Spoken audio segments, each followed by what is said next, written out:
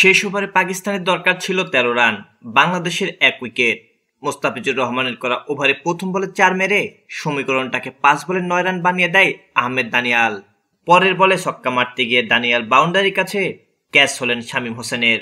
পাকিস্তান ১২৫ রানে all out, Bangladesh জিতল ৮ রানে। এ জয়ে ১ ম্যাচ হাতে রেখে ৩ ম্যাচের সিরিজটা জিতে নিল বাংলাদেশ। একাধিক ম্যাচে টি-২০ সিরিজে পাকিস্তানের বিপক্ষে বাংলাদেশের এটাই প্রথম সিরিজ জয়।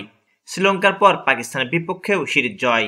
শোকের দিনে একটু হলেও সান্ত্বনা হয়ে এলো ক্রিকেট মাঠের এ জয়। রান তাড়ায় নেমে ১৫ রানে ৫ উইকেট হারায় পাকিস্তান। ইনিংসের শেষ বলে অল আউট হওয়ার আগে স্কোর বোর্ডে বাংলাদেশের জমা করা ১৩৩ রান তখন পাহাড়। টি-২০তে পাকিস্তানকে সর্বনিম্ন ৭৪ রানে অল আউটের সম্ভাবনা, সেখান থেকে একজন ফাহিম আশরাফ ম্যাচটা বের করেই নিয়েছিলেন। শেষ পর্যন্ত ওই সংখ্যা কাটিয়ে ৮ রানের জয়ে ১ ম্যাচ হাতে রেখেই সিরিজ নিশ্চিত করেছে লাল সবুজের প্রতিনিধিরা।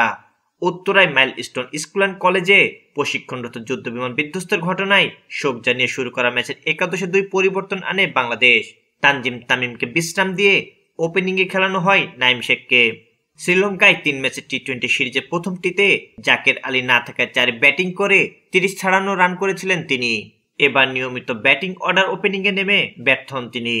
রান পাননি অধিনায়ক লিটন দাসও, পরেই শূন্য করে রান আউট হয় তাহিদ হৃদয়। ২৫ রানে ৩ উইকেট হারানো দলকে ভরসা দিতে পারেননি ওপেনার ইমনও। তিনি ফিরে যান ১৪ বলে একটি ৪ ও ১ ছক্কায় ১৩ রান করে। সেখান থেকে দলের হাল ধরেন জাকের আলী ও শেখ মেহেদী। তারা ৫৩ রানের জুটি গড়েন। মেহেদী ফিরে যান ২৫ বলে ৩৩ রানের ইনিংস খেলে।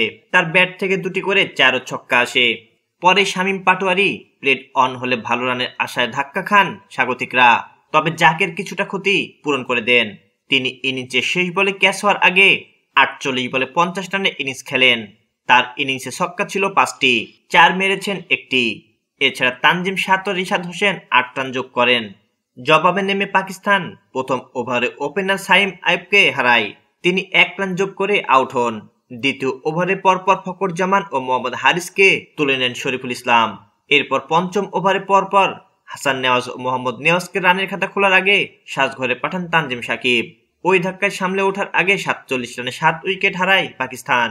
ব্যর্থ হন অধিনায়ক সালমান আগা ও অলরাউন্ডার খুশদিল শাহ। সেখান থেকে একাই লড়াই চালিয়ে যান পাকিস্তান পেস অলরাউন্ডার ফাহিম আশরাফ। তিনি প্রথমে পেসার আব্বাস আফ্রিদিকে নিয়ে ৪১ রানে জুটি গড়েন। আব্বাস ১৩ বলে ১৯ রান যোগ করেন। ফাহিম ১৯তম ওভারের শেষ বলে ৩২ বলে ৫১ রানের ইনিংস খেলে রিশাদের বলে বোল্ড হন। তার ব্যাট থেকে ৪টি করে ৪ ও ছক্কা আসে। শেষ ওভারে জয়ের জন্য ১৩ রান দরকার ছিল পাকিস্তানের।